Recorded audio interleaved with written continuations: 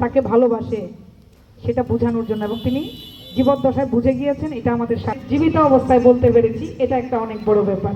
তো আমরা সেটার লক্ষ্যে আসলে অনেক বড় হয়। তো গত 2-3 বছর যাবত একটু বৃষ্টির জন্য এলোমেলো অবস্থা হচ্ছে। আজকের আয়োজন, তিনি পছন্দ করতেন রবীন্দ্রসঙ্গীত, আমরা সেই আগুনের পরশমণি দিয়ে পরিবেশনের জন্য অনুরোধ জানাচ্ছি।